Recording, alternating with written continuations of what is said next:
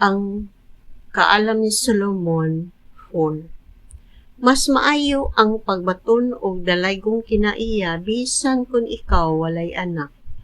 Ang imong dalaygong kinaiya ilhon sa ubang mga tawo ug sa Dios, ug mahimanduman ikaw tungod niini hangtod sa kahangturan. Ang dalaygong kinaiya naghatag og panikingnan aron sundon sa mga tawo. Kung wala kini, pangitaon nila kini. Mao kini kanunay ang labing maayong ganti nga maangkon sa usa ka tawo. Mao kini ang labing hamili sa tanang maayong hiyas nga mahuptan sa usa ka tawo. Apan bisan unsa pa kadaghan ang mga anak nga mataw kanila nga dili mahadlokon sa Dios, wala gayud kanilay matigayon.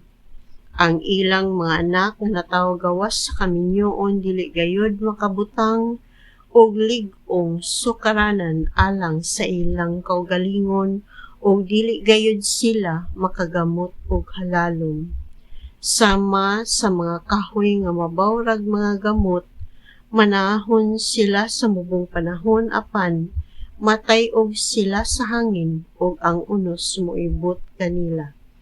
Ang ilang mga sanga mabali sa dili pa magulang. Ang ilang mga bunga dili gayud mahinog ug wala gayud kini kapuslanan. Sa adlaw sa paghukom, ang mga bata nga mataw gikan sa usa ka dili nga panagtipon mahimong mga saksi sa sala sa ilang mga ginikanan ug magsaksi batok kanila. Apan ang matarong nga mga tawo makakaplag og kapahulayan bisan kun namatay sila sayo.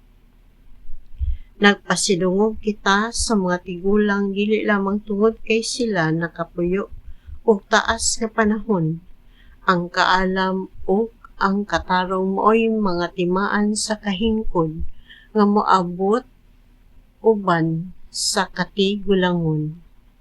Kaniadto may usa ka tawo nga ginganlag Enok nga nakapahimuot sa Dios ug ang Dios nahigugma kaniya. Samtang buhi pa si Enok, gitipon sa mga makasasala, gikuha siya sa Dios aron ang daotan ug ang bakak dili makabuling sa iyang hunahuna ug kalag. Nahibalo kita nga ang tawo mahigugmaon sa mga daotang butang dili na makaila unsa ang maayo. Ang mga taong inosente mahimong daotan kaayo tungod sa mga hinakog nga tinguha ug wala na sila'y mahuna-huna gawas sa ilang gusto. Apan si Enok nakadangat sa kahingpitan sulod sa mubo nga panahon ug nagkinabuhi siya nga matarong sa tibok niyang kinabuhi. Ang Ginoo nahimuot sa kinabuhi ni Enok ug gidali siya pagkuha gikan niining daotan nga kalibutan.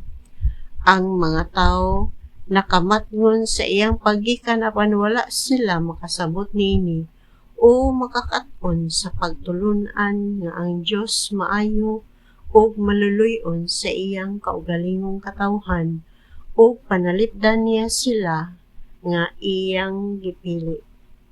Bisan kun ang mga matarong nga mga tawo mamatay, makahimo sila sa pagpakaulaw sa daotang mga tawo nga buhi pa.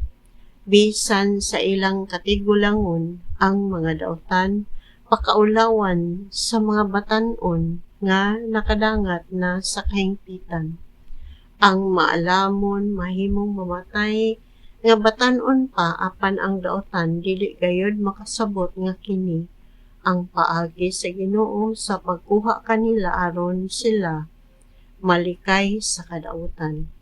Ila lamang gikataw-an ang kamatayon sa usa ka maalamon apan ang Ginoo dili madugay maoy mukatawa kanila. Inig kamatay nila dili sila hatagan og usa ka dungganan nga paglubong.